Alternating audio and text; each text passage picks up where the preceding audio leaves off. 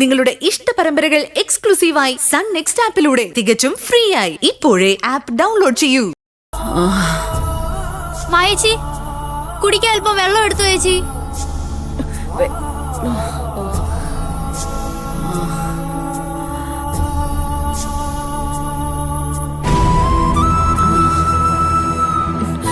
അമ്മേ, അമ്മേ.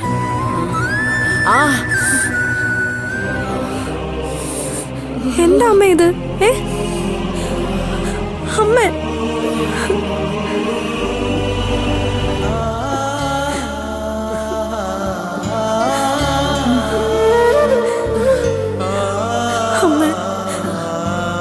എന്റെ മോക്ക് എന്തെങ്കിലും സംഭവിച്ച പിന്നെ ഒരു നിമിഷം ഞാൻ ജീവിച്ചിരിക്കത്തില്ല. നോക്കിക്കോ. അമ്മ ഇങ്ങനെ കിടന്ന് സങ്കടപ്പെടാതെ അമ്മ. എല്ലാരും ഇങ്ങനെ ആയ പിന്നെ എന്ത് ചെയ്യാൻ പറ്റും അമ്മ? എനിക്ക് എന്റെ മോളെ വേണമായ, എനിക്ക് എന്റെ കുഞ്ഞിനെ കാണണം.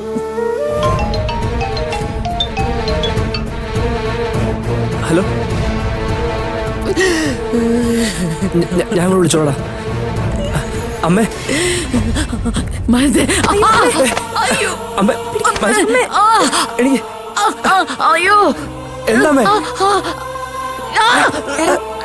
എന്താ കൈ വയ്യാതിരിക്കോ?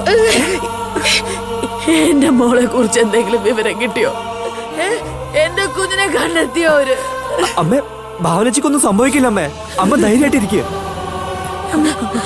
എന്റെ ഒന്ന് രണ്ട് ഫ്രണ്ട്സിനോട് വിളിച്ച് പറഞ്ഞിട്ടുണ്ട്. അമ്മോട് ഇരിക്കുക.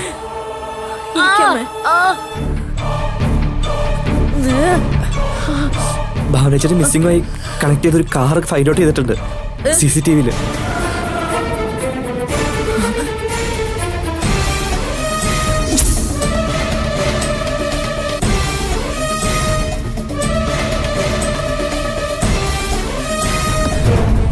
ആ കാറിൽ ഭാവന ഉണ്ടായിരുന്നു. എങ്ങനെ അറിയും? അങ്ങനെ വരാനാ സാധ്യത അമ്മേ. ആ ഭാഗത്ത് വെച്ച് ഏതാണ്ട് ആ സമയത്ത് തന്നെയാ ഭാവനച്ചിയുടെ ഫോൺ സ്വിച്ച് ഓഫ് ആയത്.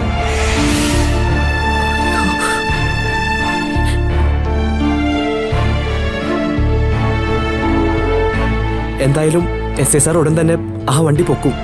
എല്ലാ സ്റ്റേഷനിലേക്കും വിവരവും പോയിട്ടുണ്ട്. അപ്പൊ എന്നെ വിളിച്ചത് തൊട്ടു പിന്നാലെ സംഭവിച്ചിരിക്കുന്നത്. അതെ സേതോട്ടാ, ചേച്ചി ആരോ പിന്തുടരുന്നുണ്ടായിരുന്നു. ആരും ഇല്ലാത്ത ഏരിയ വന്നപ്പോ കിഡ്നാപ്പ് ചെയ്തതാ.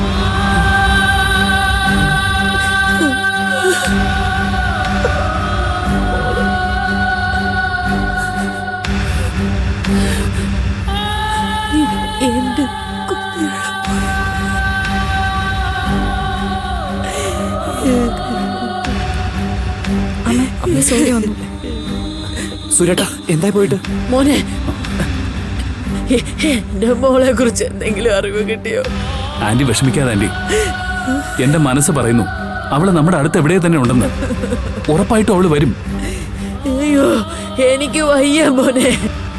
എന്റെ കുഞ്ഞിനെ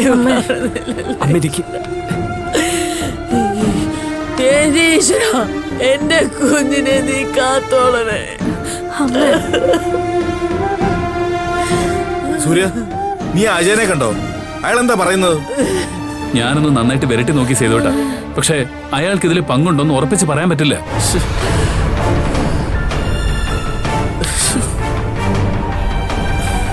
ഭാവനയുടെ മൊബൈൽ ഫോൺ ഒന്ന് ഓണായാൽ മതിയായിരുന്നു. എങ്കിൽ ആ നിമിഷം തന്നെ അവൾ എവിടെ ഉണ്ടെന്ന് അറിയാൻ പറ്റുമായിരുന്നു.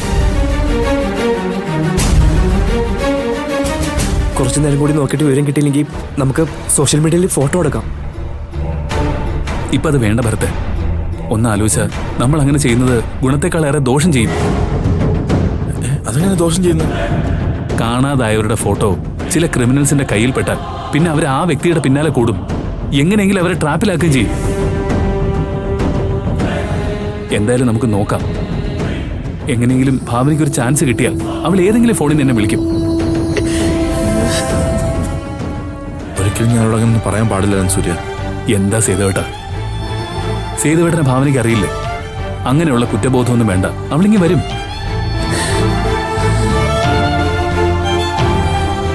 സമയം വൈകുന്തോറും ടെൻഷൻ കൂടിക്കൊണ്ടിരിക്കുക സൂര്യ. മനസ്സിനൊരു സമാധാനവും കിട്ടുന്നില്ല. ഞങ്ങളുടെ ജീവിതത്തിൽ മാത്രം എന്തുകൊണ്ടാ ഇങ്ങനെയൊക്കെ എന്ന് എത്ര ആലോചിച്ചിട്ട് മനസ്സിലാവുന്നില്ല സേതുവേട്ടാ. ഇപ്പോഴും ഭാവനയുടെ പിന്നാലെ ആരൊക്കെയോ ഉണ്ട്. ഭാവന ഒറ്റയ്ക്ക് പുറത്തിറങ്ങാൻ കാത്തു നിൽക്കുന്നത് പോലെ. സൂര്യ, ഇനിയ ശ്രീറാം ഡോക്ടർ അങ്ങനെ ആയിരിക്കും എന്റെ പിന്നില്. അയാൾക്കാണ് ഭാവനയുടെ തീർത്ത പകയുണ്ട്.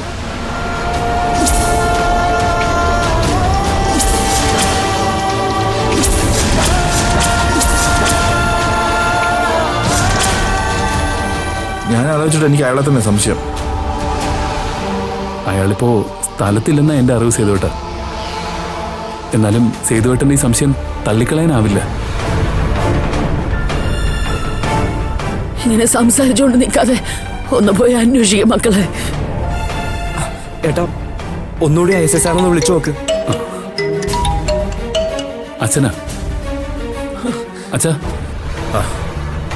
എടാ, എന്തെങ്കിലും വിവരം കിട്ടിയോ? ഇല്ലച്ചാ. നീ ഇപ്പൊ എവിടെയുള്ളേ? ഭാവനയുടെ വീട്ടിലുണ്ട്. എന്താ അച്ഛാ? നീ പെട്ടെന്ന് ഇവിടെ വരെ വാ, അത്യാവശ്യ. എന്താ അച്ഛാ, കാര്യം പറ. എടാ, അതൊക്കെ വന്നിട്ട് പറയാം. ശരി അച്ഛാ.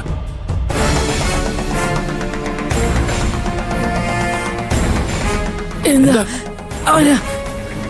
അത്യാവശ്യം ചെല്ലാൻ പറഞ്ഞു. എന്താ കാര്യമെന്ന് പറഞ്ഞില്ല. എന്തെങ്കിലും കാണും മക്കളെ. മോൻ വേഗം ചെല്ല്.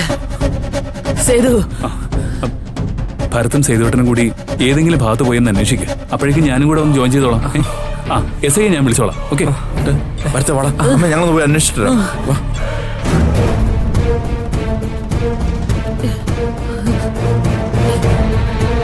എനിക്ക് എന്തൊക്കെയോ പേടി തോന്നുന്നു. അമ്മ വിഷമിക്കല്ലേ അമ്മ. ഭാവനയ്ക്ക് ഒരു ആപത്തും വരുത്തില്ല. ഈശ്വരൻ ഒരിക്കലും അവളെ കൈവിടത്തില്ല.